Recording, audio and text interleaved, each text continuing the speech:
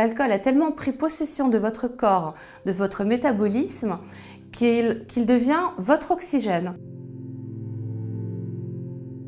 J'ai été victime d'inceste étant petite.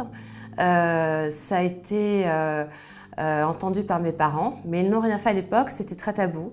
Et malheureusement, la même chose est arrivée à mon fils, ce que j'aurais évidemment voulu lui épargner plus que tout. Ça a été un très long combat juridique auquel je ne m'attendais pas. J'ai porté ce combat à bout de bras jusqu'à la fin, jusqu'à ce que tout soit remis dans les mains de la justice.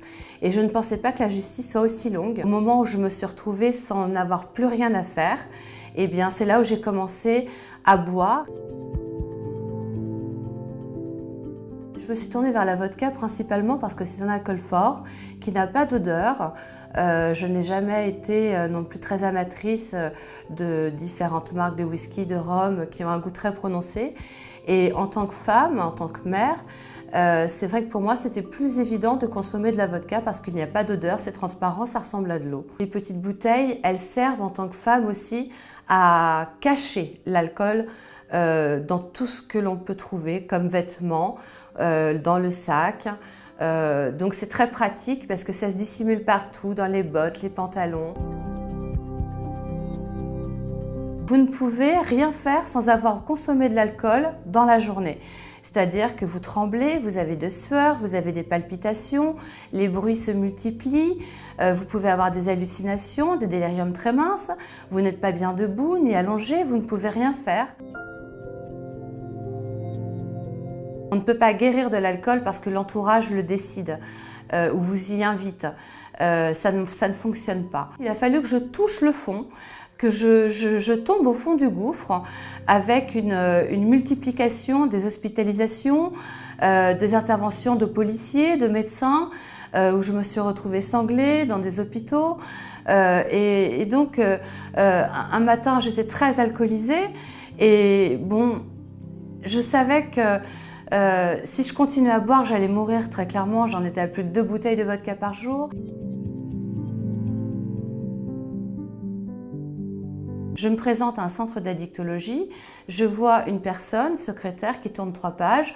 Il n'y a personne dans la salle d'attente. Il y a l'addictologue qui est présente, qui est en train de boire son café. Et je n'étais plus que l'ombre de moi-même, accompagnée de mon ami. Et je dis, mais soignez-moi, soignez-moi, je veux être soignée. Eh bien, on m'a dit, non, c'est pas comme ça que ça se passe. On prendra rendez-vous dans 3 semaines. Et en 3 semaines, mais vous pouvez mourir 10 fois.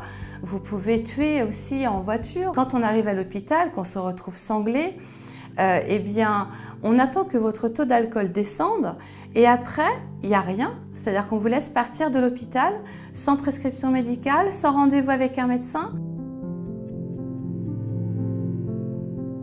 Il y a une différence entre l'alcoolisme féminin et masculin, à savoir que les hommes, quand ils boivent, c'est toujours bon, il est rigolo, il est un peu ponchtronné, même il est un peu violent, c'est pas grave, ça lui passera demain, un petit coup et puis ça repartira. Et une femme, moi vous m'auriez jamais vue dans un bar, une femme elle boit en cachette, elle boit chez elle. On met en place des mécanismes où on achète les bouteilles dans différents endroits, à différents horaires. Et puis au départ, la femme alcoolique, déjà comme on pense maîtriser l'alcool, eh bien on continue à prendre soin de soi, on continue à se maquiller, à porter des talons. Intérieurement, je me sens très bien, c'est-à-dire que j'ai repris possession complètement de mon corps.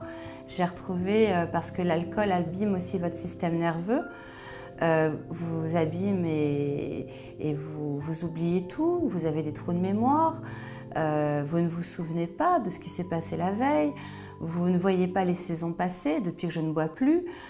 Chaque moment est un moment magique. Je m'émerveille sur des choses que je ne voyais plus auparavant.